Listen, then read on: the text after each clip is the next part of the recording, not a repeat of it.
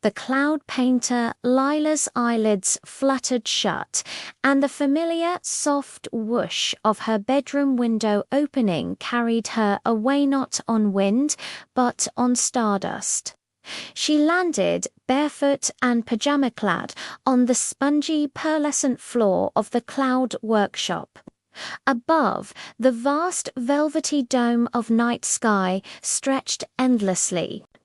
Below, tiny sky sprites no bigger than her thumb, woven from moonlight, and giggles darted like hyperactive fireflies. Their brushes, spun from spider silk and comet tails, dipped into shimmering vats of liquid dawn. Molten gold, blushing rose, tangerine fire, and lavender mist. They painted the great, slow-breathing clouds that would unfurl over the waking world at sunrise. Morning's masterpiece. Lila, chirped Pip, the head sprite, his voice like wind chimes. We've got a real showstopper, planned peach gradients bleeding into violet. But as Lila beamed, a collective gasp rippled through the workshop. The vats were empty. Not a single drop of color remained. The vibrant liquids had vanished, leaving only dull gray residue. Panic fizzed among the sprites. Without color, sunrise would be a flat, featureless gray smear world, waking to disappointment. The chroma thief squeaked a sprite, trembling. It's happened before. Long ago the colors are gone. Lila's heart hammered against her ribs. Gone. But how? Then she remembered Old Man Hemlock's stories. Colors aren't just paint, child. They're feelings made visible. Joy is gold, wonder is violet, courage is crimson, and her own dreams, vivid, cherished dreams, were filled with them. I know where they are, Lila declared, her voice surprisingly steady.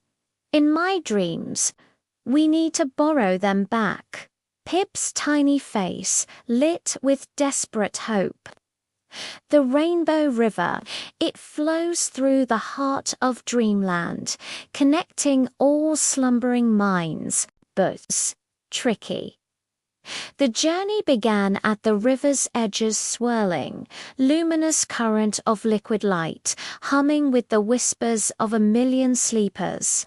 Stepping in felt like wading through cool, singing silk. The river pulled her deeper into the landscape of her own subconscious. First, she drifted past the meadow of first steps.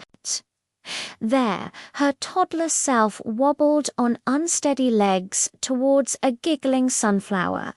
The air shimmered with pure, unadulterated gold, the color of new discovery. Lila cupped her hands, and a single warm drop of that golden joy leapt into her palm, glowing softly. Next, the river curved into the library of lost things. Shelves stretched into impossible heights, filled with forgotten mittens, half-remembered lullabies, and the comforting scent of her grandmother's kitchen. Here, nestled between a storybook and a smooth riverstone, pulsed a deep, velvety violet, the color of quiet comfort and belonging. Lila gently coaxed a drop free. It settled beside the gold, humming a low, soothing note. The current grew swifter, carrying her towards the cliff of whispering winds. High above a churning sea of indigo, her older self stood, small but resolute, facing a storm of doubt. As the wind howled, she took a deep breath and stepped forward onto an invisible path. From that moment of quiet bravery bloomed a fierce, radiant crimson. Lila reached out, and the drop of courage landed in her hand like a tiny, beating heart. Finally, the river slowed, spilling into the garden of shared laughter. Here, under a canopy of fireflies, sat Lila and her best friend Maya, dissolving into helpless giggles over a silly joke only they understood. The air itself vibrated with effervescent tangerina, color of pure, shared joy. A drop danced onto Lila's finger, warm and fizzy. Back at the cloud workshop, the sprites huddled, their light dimmed. Lila opened her hands. The 4 drops gold, violet, crimson, tangerine floated upwards, drawn to the empty vats. As they touched the grey residue, magic erupted. The vats blazed back to life, swirling with renewed intensity, the colors deeper, richer, for their journey through Lila's heart. Pip snatched up his brush, dipped it deep into the molten gold, and swept it across the largest cloud. Others followed, weaving violet into the gold's edges. Streaking crimson through the heart, dappling tangerine-like scattered embers. Lila watched, breathless, as the dawn canvas bloomed not just with color, but with the essence of her dreams, the warmth of discovery, the comfort of home, the spark of courage, the joy of friendship. As the first true rays of the real-world sun began to gild the horizon, Lila felt the familiar tug of waking. She gave Pip a sleepy thumbs up.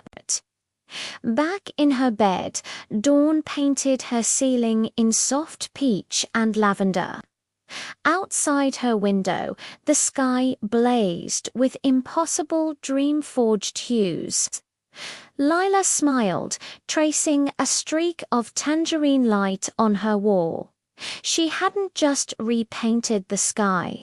She'd reminded Etand herself of the vibrant colors hidden within every dream, every memory, every quiet act of courage.